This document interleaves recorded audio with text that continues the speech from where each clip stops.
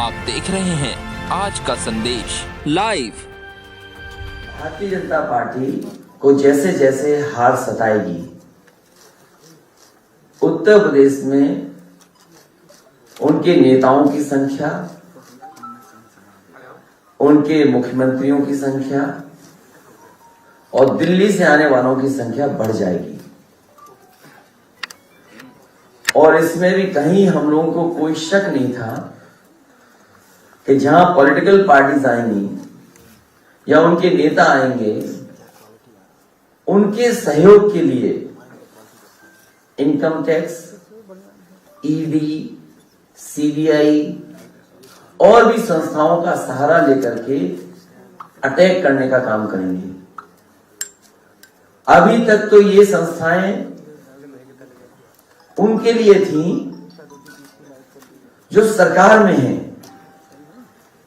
उनकी सरकार कैसे हटाएं, उसके लिए इन संस्थाओं का इस्तेमाल किया जाता था। लेकिन पहली बार देखने को मिल रहा है कि उत्तर प्रदेश में समाजवादी पार्टी की सरकार न बन जाए, इसके लिए इन संस्थाओं का भी इस्तेमाल होगा। पूरा देश जानता है कि जहां जहां चुनाव भारतीय जनता पार्टी हारने लगती है, इन संस्थाओं को आगे करती है। जहां तक ईडी, सीबीआई या अपने कागजों को दिखाने का काम, हमें बहुत पुराना अनुभव है और इसलिए अनुभव है कि भारतीय जनता पार्टी भी कांग्रेस के रास्ते पर जा रही है। भारतीय जनता पार्टी वही तरीके अपना रही है जिसमें केंद्रीय जो एजेंसीज हैं उनसे कैसे डराया धमकाया जाए। लेकिन जिस तरीके का माहौल उत्तर प्रदेश में है, योगी सरकार बचेगी नहीं। जनता ने मन बनाया है कि योगी सरकार उत्तर प्रदेश में बनेगी और इनसे ज्यादा अनुपयोगी कोई हो नहीं सकता था जिसने उत्तर प्रदेश को बर्बाद किया। ये अनुपयोगी हैं, अनुपयोगी हैं। इन्होंने इतना नुकसान किया उत्तर प्रदेश की जिसकी आपकी कल्पना नहीं की जा सकती है। गृह राज्य मंत्री टेनी, कौन नहीं जानता उन पे आरोप क्या है। गृह राज्य मंत्री टेनी, उन पे क्या आरोप है? क्या दिल्ली की सरकार नहीं जानती? क्या उत्तर प्रदेश की सरकार नहीं जानती? और जब उत्तर प्रदेश की सरकार की जांच में उनके नाम आ गए और कहीं ना कहीं उनके ऊपर उंगली उठी है, तो आखिरकार सरकार क्यों बचा रही है उसको? क्या कारण है कि सरकार उन्हें बचाने का काम कर रही है? जो हमारे अन्नदाता हैं, जो अपने हक और सम्मान के लिए गए थे, अपने हक की लड़ाई को लड़ने गए थे, पीछे से थार जीप ने उन्हें कुचल दिया। किसानों की जान चली गई, पत्रकार की जान चली गई। दोषी कौन है?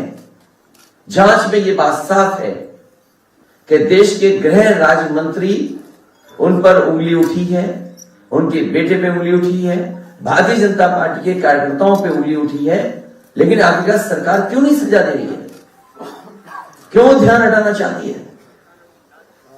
मंच पर जो हंगामा हुआ, निषाद समाज के साथ जो धोखा हुआ, केवल निषाद समाज नहीं बल्कि पिछड़े, अति पिछड़े, दलित, अल्पसंख्यक और बड़ी संख्या में हमारे अगड़े लोग, ब्राह्मण समाज के साथ जो हुआ, कौन नहीं जानता।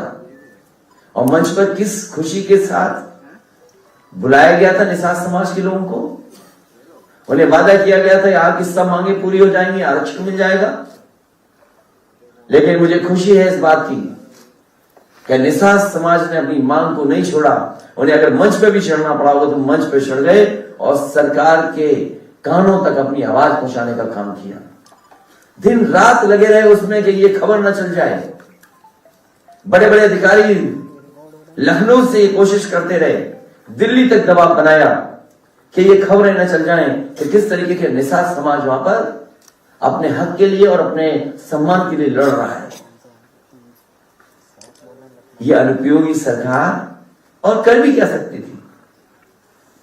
अनुपयोगी सरकार से उम्मीद भी क्या की जा सकती है? याद कीजिए, जिस समय सरकार बनी थी इनकी, इन्होंने गंगा जल से मुख्यमंत्री आवास धुलवाया था। गंगा जल को पूरे मुख्यमंत्री आवास में छिड़कवाया था। कभी किसी मुख्यमंत्री ने ऐसा नहीं किया होगा जैसे ये अनुपयोगी मुख्यमंत्री ने करके दिखाया। पूरे के पूरे मुख्यमंत्री आवास में गंगा जल से छिड़काने का काम हुआ था।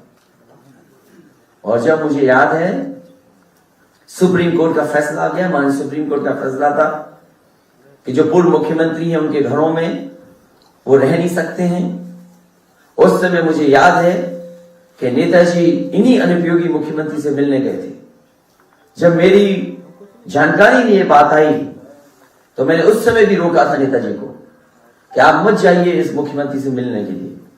लेकिन नेताजी को, क्योंकि पॉलिटिकल शिष्टाचार में उन्हें लगा कि शायद ये घर हमारे जो लीडर पोजिशन हैं उनके नाम पर आवंटित हो जाएगा, तो हम जब तक अपने घर नहीं बना पाएंगे, रहने का इंतजाम नहीं कर पाएंगे, तब तक रह पाएंगे। लेकिन मुझे याद है जैसे ही नेताजी मुख्यमंत्री आवास से बाहर निकले हैं, उन्होंने दस्तखत कर करके और तुरंत नोटिस देकर के तुरंत घर खाली कराया जाए। ये अनुपयोगी सरकार। और कैसे कोई भूल सकता है कि सरकार बनते ही एक कुदाल मंत्री को निकाल दिया था इन्होंने।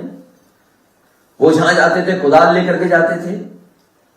जेपी नायसी में कुदाल लेकर के गए, जो पुराना हेरिटेज एरिया डेवलप हुआ था वहां कुदाल लेकर के गए, कुदाल चलाते थे, खुद जांच करने जाते थे।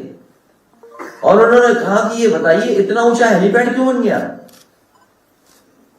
जब उन्होंने जेपी नायसी की ऊंची बिल्डिंग पर देखा कि यहां पर हेलीपैड बन गया है, हेलीपैड बना हुआ है, तो उन्होंने कहा ये डिजाइन रॉन्ग है, ये किसकी सूझबूझ है? आपकी, आपके गांव की, आपके शहर की खबरें होंगी, राजनीतिक गलियारों की, आपराधिक दुनिया की, सरकारी कार्यालयों में बढ़ते भ्रष्टाचार की, विकास के नाम पर हो रही लूट की, व नेताओं के झूठ की। हम दिखाएंगे आपको सच्ची और सटीक खबरें। खबरें मतलब आज का संदेश।